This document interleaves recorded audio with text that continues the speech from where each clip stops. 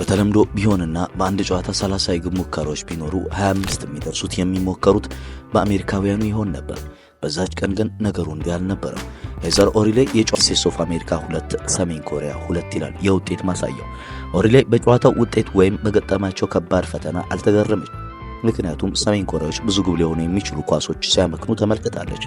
ይበልጥ ቀልቧን የገዛው ነገር ቢኖር ከጨዋታው መጠናቀቅ በኋላ ባገኙት ውጤት እንደ ልጅ ይቦርቃሉ ብላ የጠበቀቻቸው የሰሜን ኮሪያ ተጫዋቾች ተበሳጭተው መመልከቷ ነበር። ሰሜን ኮሪያ ከዓለማችን እጅግ ተገልላ የምትኖር ሀገር ናት። መሪዋ ኪም ጆንግ ኡን ዜጎቻቸው የውጭውን ዓለም እንዲቃኙ አይፈልጉም። ሰሜን ኮሪያውያኑ ከተቀረው ዓለም ጋር ሲነጻጸሩ የኑሮ ደረጃቸው ዝቅ ያለ ነው። ነገር ግን በዓለማችን አሉ ከሚባሉ ጠንካራ የሴት ብሔራዊ ቡድኖች መካከል ከመሆን ያገዳቸው ነገር አልነበረም። በ2007 የሴቶች ዓለም ዋንጫ ሰሜን ኮሪያ ከዩናይትድ ስቴትስ ኦፍ አሜሪካ ጋር ተገናኙ። በወቅቱ ሰሜን ኮሪያ በሴቶች ብሔራዊ ቡድን ከዓለም 5ኛ ደረጃ ላይ ተቀምጣ ነበር። በ10 ዓመት ውስጥ 3 ጊዜ የእስያ ዋንጫን አንስታለች። የሰሜን ኮሪያ ሴቶች ብሔራዊ ቡድን በርካታ ወጣት ተጫዋቾችን የሚያመርት ነው። በ2016 ከ20 ዓመት በታች የሴቶች የዓለም ዋንጫን አንስታለች። ስፔን፣ አሜሪካና ፈረንሳይን በመርታት ነው ይህንን ድል የተቀዳጀችው። በተመሳሳይ ዓመት ከ17 ዓመት በታች የሴቶች የዓለም ዋንጫ አሸናፊዋ ራሷ ሰሜን ኮሪያ ነበረች። ቢቢሲ በገጹ ጊዜውን በሰፊው ሀተታ ሲያስታውስ ለቆይታ የመረጣት ሄዘር ኦሪሌ ጨዋታው በጣም ከባድ ነበር ስትል ትናገራለች። ከእግራቸው ኳስ መንጠቅ የማይታሰብ ነው። በጣም ፈጣን ነበሩ። ለዩናይትድ ስቴትስ ሰሜን ኮሪያን መግጠም እጅግ ከባድ ነው። ምክንያቱ ወዲህ ነው። ቡድኖች የተቀናቃኞቻቸውን ያጫወት በቪዲዮ ይመለከታሉ። የሰሜን ኮሪያ ቪዲዮን ግን ማግኘት እጅግ በጣም ከባድ ነበር። ሰሜን ኮሪያ አበረታች መድኃኒት ትጠቀማለች በሚል ለ4 ዓመታት ከዓለም አቀፍ እግር ኳስ መድረክ ርቃ ቆይታለች። ሲመለሱ እንዴት ይሆኑ የሚለው የብዙዎች ጥያቄ ነበር። አሜሪካ የሰሜን ኮሪያ ብሔራዊ ቡድን አጫወትን የሚያሳይ ቪዲዮ ማግኘት ተስኗት ይሆናል። ብሪጀት ዊች ግን ይህ አልተሳናትም። አውስትራሊያዊቷ የቪዲዮ ባለሙያ ለ5 ዓመታት ቡድኑን እየተከታተለች ስትቀርጽ ቆይታለች። በ2009 በተለቀቀው ዘጋቢ ፊልም እንዲሆን ነው እየተዘዋወረች ስትቀርጽ የከረመችው። እሷ እንደምትለው የሀገሪቱ የሴቶች እግር ኳስ ለዚህ የበቃው በመሪዋ ምክንያት ነው። ተጫዋቾች በተደጋጋሚ ይነግሩናል። የተከበሩ መሪያችን ኪም ጆንግ ኢል በግላቸው የሴቶች እግር ኳስን ይደግፉ ነበር ይሉናል። ለሁሉም ነገር ምስጋና የሚያቀርቡት ለመሪያቸው ነው። ያለ እሳቸው መሪነትና ድጋፍ እንዲሁም ምልከታ የሚሆን ነገር የለም ትላለች ብሪጀት። ህይወት በሰሜን ኮሪያ ቀላል የሚባል አይደለም። በተለይ በገጠራማው ክፍል የምግብ እጥረት አለ።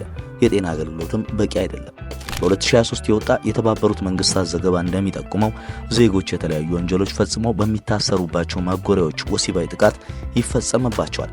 ከባድ የጉልበት ስራም ይጠብቃቸዋል። ከዚህ ህይወት አምልጠው አገር ጥለው የሸሹ በማጎሪያዎች ውስጥ ሴቶች ያለ ፍላጎታቸው ጽንስ እንደሚያስወርዱ ይናገራሉ።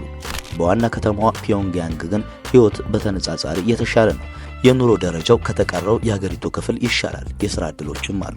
ቁመታቸው ረዣዥም ህንፃዎች፣ 150 ሺህ ተመልካች የሚያስተናግድ ስቴዲየም፣ የቦሊንግ መጫወቻ፣ ሱፐርማርኬት፣ የእንስሳት መጠበቂያ፣ መካነ እንስሳና ሌሎችም አሉ።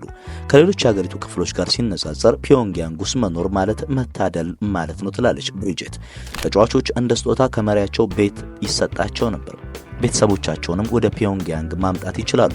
ለአንዲት ተጫዋች ለብሔራዊ ቡድን መመረጥ ማለት ለእሷ ብቻ ሳይሆን የቤተሰቦቿንም ህይወት ተቀየረ እንደማለት። በአውሮፓውያኑ 2000ዎቹ የእንግሊዝ ብሔራዊ ሴቶች ቡድንን ለመመልከት የሚመጡ ሰዎች ቁጥር ከ10 ሺህ አይልቁም።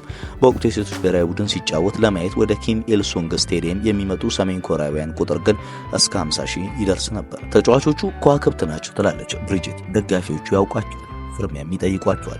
ለብሔራዊ ቡድን መመረጥ ማለት ከሰሜን ኮሪያ መውጣት ማለትም ነው። ሰሜን ኮሪያውያን ያለ መንግስት ፍቃድ ከሀገር ቤት መውጣት አይፈቀድላቸውም። አሜሪካውያን በጣም ረዥም ናቸው፣ ምክንያቱም ከኛ የተሻለ ይመገባሉ። እኛ የሌሉን ብዙ ነገር አሏቸው። ነገር ግን እኛ አስተሳሰባችን ጠንካራ ነው ይሏት እንደነበረ ታስታውሳለች ብሪጀት። በ2007 የሴቶች ዓለም ዋንጫ ሰሜን ኮሪያ ከምድቧ ስዊድንና ናይጄሪያን ጥላለፈች። ነገር ግን በሩብ ፍጻሜው በዋንጫው አሸናፊ ጀርመን ተረታ ወደቀች።